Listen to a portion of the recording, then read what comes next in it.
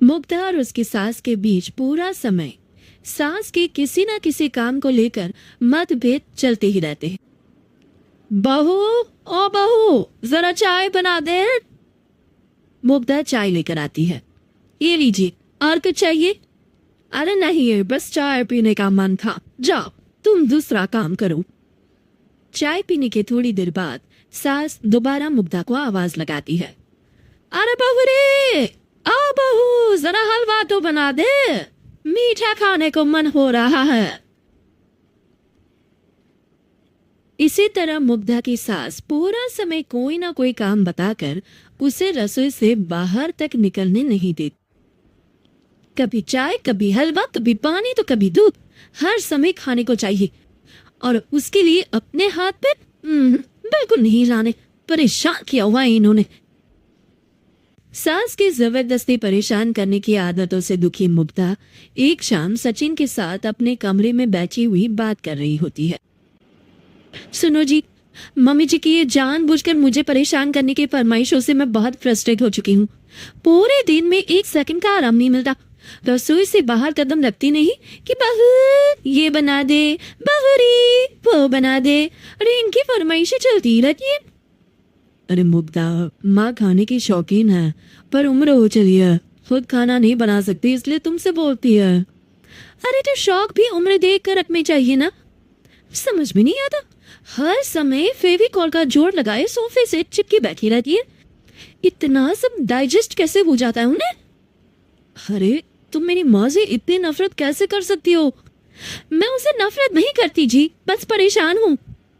जहां मुग्धा अपने पति से यह सब बोल रही होती है, वहीं उसकी सास भी कमरे के बाहर दरवाजे से कान लगाए सारी बातें सुन रही होती है और अगली दोपहर रसोई में मुग्धा के पास जाती है। बहू, आज ना मेरा कुछ मसालेदार खाने का मन है, तो चाय बना दो, मुझे बहुत पसंद है। अरे ना, ऐसा कर लिट्टी चोखा बना ले, और हाँ, जितना मसाला बातों में मिलाकर पति को सुनाती हो ना, सब्जी में भी वैसे ही डाला करो, खाना स्वादिष्ट बनेगा। सास की बात सुनकर मुग्धा हैरान रह जाती है। मतलब आप पूरा समय मुझ पर हुक्म चलाने के साथ बंद कमरे में हुई पति पत्नी के बीच की बातें भी सुनती है? अरे बात जब मेरी थी तो सुनने में क्या दिक्कत है? ये कहकर सास मां से चली जाती है। अरे अब तो हद पार हो गई, इस तरह से तो ये मेरा जीना मुश्किल कर देंगी। मुग्धा सास की हरकतों से परेशान उसका हाल सोचने लगती है और इसी तरह कुछ दिन बीत जाते हैं, जिसमें सास का जन्मदिन आता है। मुग्धा बहुत खुशी के साथ अपनी सास को एंड्रॉइड मोबाइल गिफ्ट करती है। मम्मी, आपको सबसे बात करने के लिए बहुत दिक्कत होती है ना, कभी सचिन तो कभी मुझे बोलना पड़ता है, पर इस मोबाइल से आपको कोई दिक्कत नहीं होगी।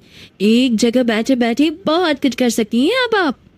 मोबाइल देख सासू माँ खुश हो जाती है, पर उसे इस्तेमाल करना तो आता नहीं, इसलिए साइड में रख देती है, जिसे देख मुग्धा घर का सारा काम छोड़ मोबाइल सेट कर सास को इस्तेमाल करना सिखाने लगती है, जिसके बाद अब सास पूरा समय मोबाइल में ही लगी रहती है। हाय, जब से मम्मी को मोबाइल मिला है मेरी लाइफ में कितनी शांति आई है। अच्छा है, इसी तरह बिजी रहे तो मैं भी सुकून की जिंदगी जी पाऊंगी। अब मुग्धा जब मन करे काम करना, जैसा चाहे वैसा खाना बनाकर खाना, पूरा समय रिलैक्स और खुश रहने लगती है। क्या बात है, आजकल तुम बहुत चहक रही हो? अरे मम्मी जी से छुटकारा जो मिला है, अब ना फरमाइशें ना छिप छिप कर बातें सुनना। अच्छा, तो मोबाइल गिफ्ट करने की ये स्कीम थी।